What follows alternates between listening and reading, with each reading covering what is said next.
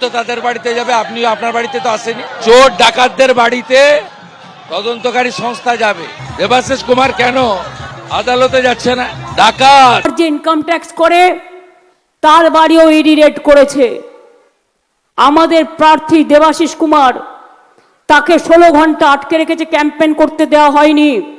প্রত্যেকটা কেস হবে, জেনে রাখুন। ছেড়ে কথা বলার লোক আমরা নই, আমরা রেকর্ড করে রাখছি। তারপর আমার যে সিকিউরিটি দেখে তার বাড়িও সকাল থেকে রেড করছেন। তার মানে আপনারা কি আমায় খুন করতে চান না হত্যা করতে চান? আমাকে খুন করলে যদি আপনারা বাংলা পান, চেষ্টা করে দেখুন না।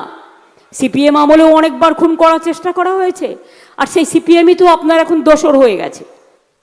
পচা সিপিএমগুলো সব এখন আপনাদের ওখানে গিয়ে জুটেছে,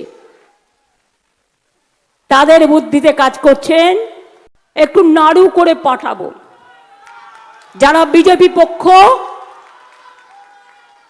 তৃণমূলের বাড়ি রেড হবে, বিজেপির কেন হবে না? সবচেয়ে বড় চোর তো গদ্দার, তার বাড়ি রেড হবে না কেন? তার ভাইয়ের বাড়ি রেড হবে না কেন? তার বাবার বাড়ি রেড হবে না কেন? তার বাড়িগুলো রেড হবে না কেন? চালাকি, চালাকির দ্বারা কোনো মহৎ কার্য সম্পূর্ণ হয় না। ধর্মের কল বাতাসে নড়ে, এটা মাথায় রাখবেন।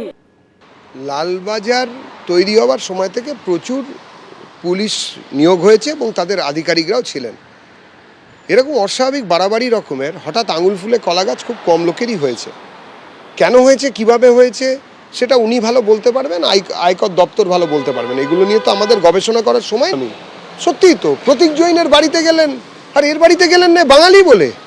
হ্যাঁ, আপনি প্রতীক জৈনের বাড়িতে সকালবেলা গিয়ে হাজির হয়ে গেলেন, লোকটা অবাঙালি, আর বাংলাকে বাঁচাতে চাই, বাঙালি মেয়ে, বাংলার মেয়ে, আরেকজন বাঙালি বিপদে পড়েছে, তিনি আপনাকে বাঁচাতেন।